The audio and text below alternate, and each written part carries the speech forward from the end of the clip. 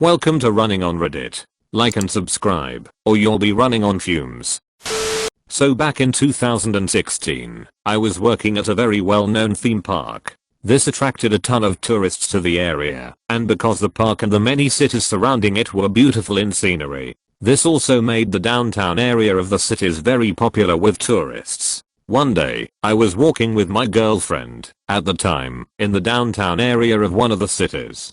Keep in mind this city is literally the middle point of 3 major areas and a specific highway that connects the 3 areas cuts right through it.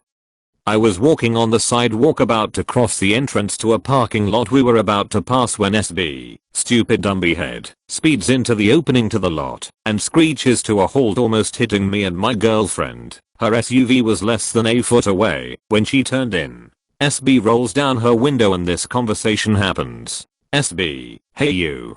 Do you know how to get to tourist city she was trying to get to? Me, oh yeah, let me think about it for a second. SB, well can you hurry the flip up? My kids, who look to be toddlers, are very bored, and I need them to shut the fudge up.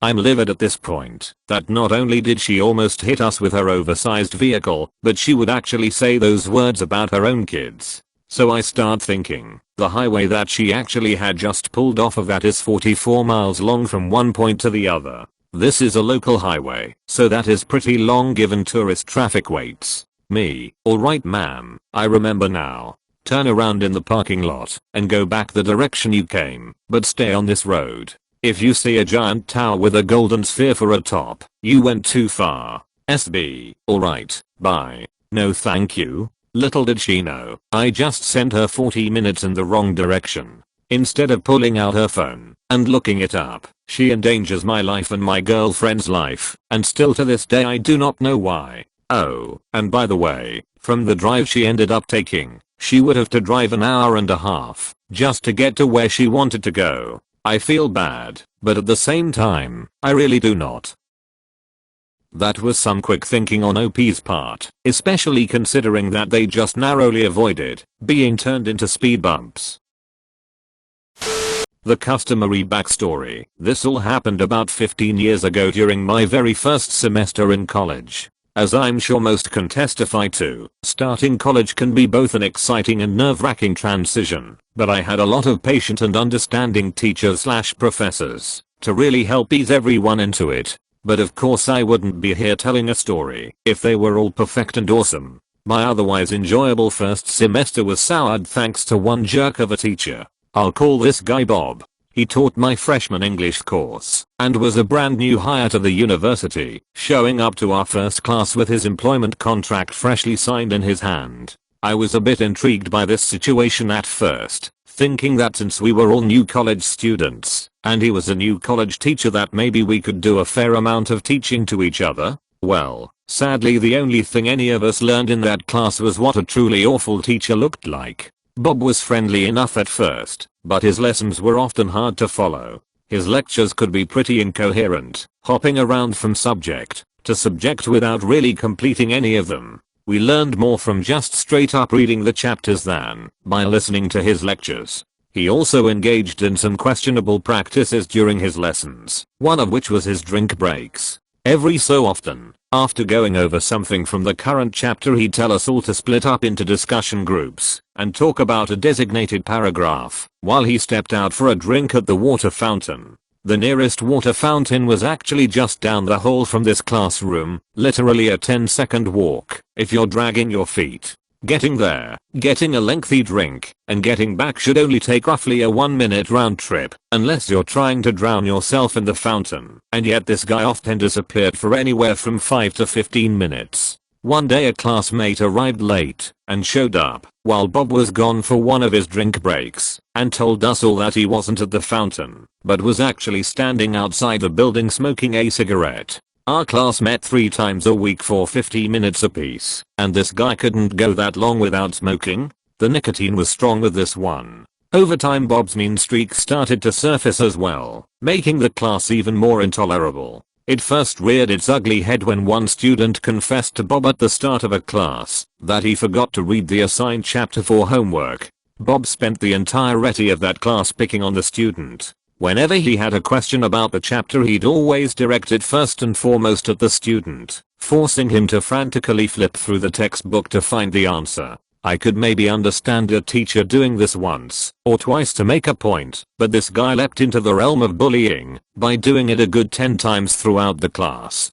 Twice I had some of Bob's wrath aimed towards me. One of my papers I got back from him had one section that he'd circled and wrote that it was idiotic and not much else. I don't remember what exactly the section was about or what he thought was wrong with it, but I'll never forget seeing that word written in big red letters on my paper. If he didn't like something about my work, he could use less hostile and more constructive language. The other time was when I attempted to take advantage of his regrading policy. On the class syllabus, Bob wrote that if we strongly disagreed with the grade he gave us on an assignment, we could talk to him and ask him to review it again, possibly raising our grade, but warning that the grade could maybe go down too. I went to his office one day with a paper in hand with a big C written on it and asked him if he could go over again, strongly disagreeing with my grade and thinking he was being unfair in some of his evaluations. Now Bob didn't outright say it, but during our conversation he made it very clear that if he had to waste time going over my paper again, there was no way in hell my grade was going to go up.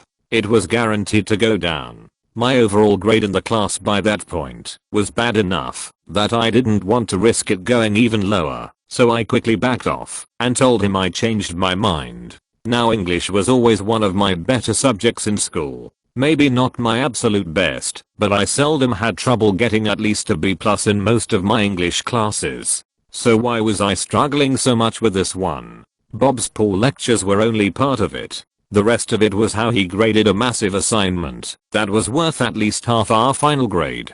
This assignment involved reading a book and writing a paper on it every few chapters. Now these papers were largely opinion based. Our assignment was to read the designated chapters and write an evaluation of it, the main character's actions, motivations, what he could have done differently, etc. As long as you provide a valid opinion, show enough evidence that you've actually read the chapters and present it all with proper grammar and layouts, you should get a good grade. Right? Wrong. Bob's grading seemed to be based more on how much your opinion lined up with his. If you read the chapters and happened to draw the same conclusions that Bob did, you got a good grade. People like me who held different perspectives on things and tried to offer an alternative point of view were slapped with C grades or lower. Since Bob's train of thought was often hard to follow, it was almost impossible for someone like me to figure out what kind of opinion would appeal to him. For the first time in my life I was genuinely afraid I was going to fail a class. Now after all that backstory, you're probably wondering when the pro-revenge starts to kick in. Well, here it is. It started one ordinary class period when Bob failed to show up.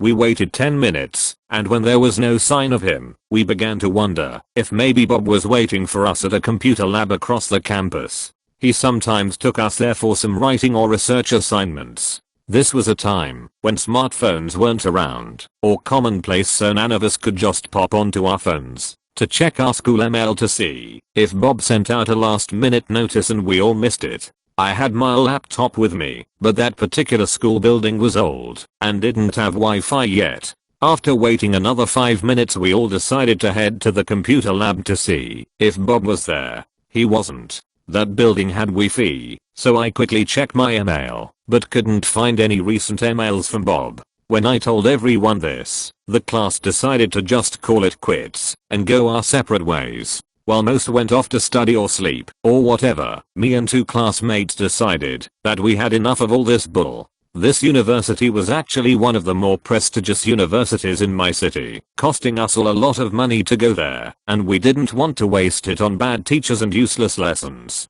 We quickly gathered our things and went straight to the office of the English department head. The department head, whom I will call Mrs. Smith, was a very nice and understanding woman. She saw us right away and listened patiently as we went over every little thing wrong with Bob, from his incoherent lectures to his drink breaks to his mean attitude. I even showed Mrs. Smith my paper with the idiotic comment to highlight his meanness. She was visibly appalled by everything we told her, especially when we explained how he was basically skipping classes to have a smoke. When we were finished she thanked us for telling her all this, assured us that our complaints would remain anonymous, and told us that we actually weren't the first to complain about Bob. Our next class Bob showed up on time, and he was pissed. Pissed that we ditched his class because he was a little late, and spent the first 10 minutes ranting and raving, clearly having been chewed out by Mrs. Smith as he more than once mumbled some of the things we complained about. I was really glad our complaints were anonymous as I was genuinely afraid that Bob would have tried to hurt us if he knew who we were. The rest of the classes that semester were sort of okay, but Bob's temper never improved. As if we didn't already have enough reasons to find this guy disgusting, he gave us a doozy on the day we were to complete teacher evaluations. We were all taken to the aforementioned computer lab to take an online survey where we answered a number of questions and gave scores on our teacher's performance. Needless to say, we were all going to drop a massive review bomb on him. Bob expected this and hatched his own plan to either sway us or get back at us. When we got to the computer lab there were several copies of a book stacked on a table in the center of the room. They were collections of short stories all written by Bob. Bob's name was on the cover along with a number of awards, accolades, and praises from critics about the writer and his stories. We were all shocked. Was this douchebag of a teacher actually a successful writer? He never mentioned it before. But when we asked him about the books he refused to confirm or deny that he was the author and told us to finish our evaluations, coldly adding, "Now's your chance to get back at me." Well, as we later found out, he wasn't the author. The Bob who wrote the book was not the same one teaching us. This was Bob's plan. He tried to trick us into thinking he was some famous author, to make us feel guilty for criticizing his teaching style, and probably to try and sway us from coming down on him too hard in the evaluations. This dumbiehead was actually trying to steal another person's good name and reputation to try and save his job. Thankfully it didn't work as me and my classmates were too bitter about his awful lessons to let this sway us. I gave him the lowest scores I could, admittedly feeling slightly guilty because of his plan, but that guilt didn't last long after a classmate later confirmed Bob wasn't the book author. That was Bob's first semester teaching there, and to my knowledge it was also his last. I got stuck with a C grade because of him, but I was grateful just to pass it all by that point. Don't know what happened to Bob after that, but I like to think being fired from such a prominent university really hurt his chances of getting a teaching job anywhere in my city, and I'm okay with that. Someone like that shouldn't be teaching. Not the most gripping revenge tale ever, but it's one I'll definitely never forget. This story actually reminds me of some of my own teachers. It was very satisfying to hear how he got the axe. Let me know in the comments below if you've ever had a teacher like this. This is the epitome of British politeness and annoyance. I was on the bus going to the train station. About halfway there the bus pulled up at a stop and a man got on. He noticed he had dropped his phone on the pavement outside and told the bus driver he was just going to pick it up. The driver replied, "Okay, I'll wait." As soon as the man stepped off to pick his phone off, the bus driver closed the doors and drove off. The man's face was of shock and a bit of confusion at what had happened. I got off a few stops later, and you can get that my revenge for that man was to not say thank you to the bus driver as I got off. That'll teach him. Sometimes I'm OP, sometimes I'm the bus driver, and sometimes I'm the man who forgot their phone. But I'm never, ever, running on fumes. Thanks for watching. Remember to subscribe and turn on the bell or you'll be running on fumes. See you in the next video.